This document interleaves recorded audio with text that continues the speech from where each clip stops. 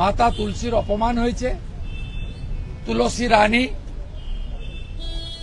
যার পত্র ছাড়া ভগবান দেবতারা জলগ্রহণ করেন না, কালকে বিধর্মীদের হাতে মমতার পুলিশের সামনে তুলসী মঞ্চ ভাঙা হয়েছে। আমরা মাতা তুলসীকে মাথায় করে পবিত্রতার সঙ্গে সনাতন সংস্কৃতি অনুযায়ী রাজভবনের গেট পর্যন্ত এসে পদব্রজে সব বিধায়করা গভর্নরকে রেকর্ড করিয়ে দিয়ে গেলাম। কালকে পুলিশ মার খাচ্ছে আর রাজীব কুমার শিকল তুলে বসে আছেন, আমাদের সঙ্গে অফিসে থেকেও দেখা করেননি। ডক্টর সুকান্ত মজুমদার কালকে সঠিকভাবে বলেছেন, পুলিশকে মারছে, হিন্দু মন্দির ভাঙছে, মারো গুলি, গুলি না ছুড়ে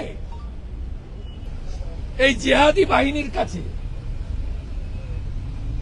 মমতার শান্তির ছেলেদের কাছে রেড ক্রস সোসাইটি দেখাচ্ছিলেন না টিভিতে, এই পুলিশ, এই জন্য বেতন দিই আমরা।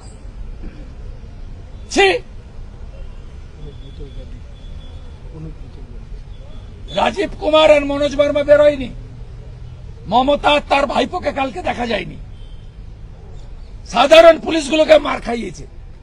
দেখুন, এই প্রসঙ্গে আমি কোনো মন্তব্য এক্ষুনি করব না, তার কারণ গোটা বিষয়টা পুলিশ প্রশাসন দেখছে। আর যে কোনো ধরনের যে কোনো ঘটনা যেটার সঙ্গে রাজনীতির কোনো সম্পর্ক নেই, যেটার সঙ্গে অন্য কিছুর কোনো সম্পর্ক নেই, সেখানে একেবারে চেষ্টা করে সেই জায়গাটা একটা নির্দিষ্ট ন্যারেটিভের নির্দিষ্ট রং লাগিয়ে দেওয়া হয়, প্ররোচনামূলক বিবৃতি দেওয়া হয়, এগুলো ঠিক নয়।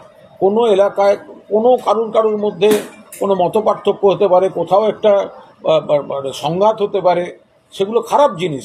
পাড়ার লোক, পুলিশ প্রশাসন, এরা সবাই গিয়ে সেটা সামলে দেন, কিন্তু সেটাকে একটা একদম প্রভোগ করার মতো কোনো স্টেটমেন্ট দিয়ে সেটাকে অ্যাগ্রোভেট করাবার চেষ্টা করা বা সেটাকে একটা সাম্প্রদায়িক প্ররোচনা রূপ দেওয়া, এগুলো কোনো মতে সমর্থন করা যায় না। আরে যেটাই চলুক, এটা তো এরম নয় যে পৃথিবীতে এই ঘটনাটা কোথাও প্রথম ঘটছে।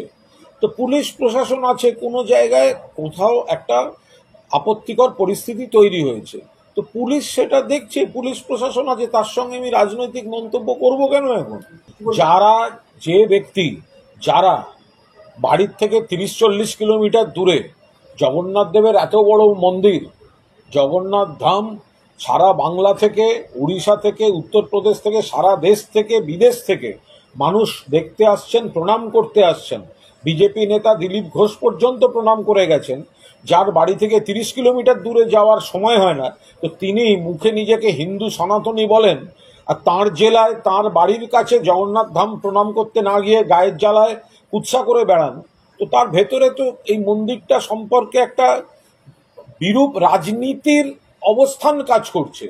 যে মন্দিরটার এই দীঘার যখন প্ল্যান, পরিকল্পনা, নকশা তৈরি হয়, তখন তো মুখ্যমন্ত্রীর পাশে দাঁড়িয়েছিলেন শুভেন্দু অধিকারী। তো এখন তিনি হঠাৎ মাঝখানে যেহেতু দল বদল করেছেন, তাই তার দল বদলের রাজনৈতিক বাধ্যবাধকতা থেকে তিনি এখন এর বিরোধিতা করছেন। তাহলে এই বিরোধিতার পেছনে যুক্তি কোথায়? এই মন্দিরটা তৈরি শুরুর সময় তো উনি মুখ্যমন্ত্রীর পাশে, স্পট ভিজিট করছেন পাশে, নকশা দেখাচ্ছেন পাশে দাঁড়িয়ে, তো তাহলে এখন তিনি হঠাৎ বিরোধী হয়ে গেলেন কি করে? তার মানে এখানে সম্পূর্ণভাবে তার ব্যক্তিগত কোনো অবস্থান এখানে কাজ করছে, এর বাইরে এর কোনো যুক্তি, অন্য কোনো যুক্তি নেই।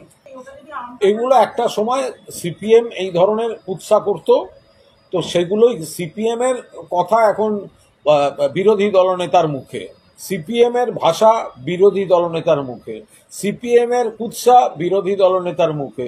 সিপিএম যেগুলো বলে বলে মানুষের দ্বারা প্রত্যাখ্যাত হয়েছে, বিজেপির এই নেতাও সেইভাবে বলে বলে মানুষের দ্বারা প্রত্যাখ্যাত হবেন।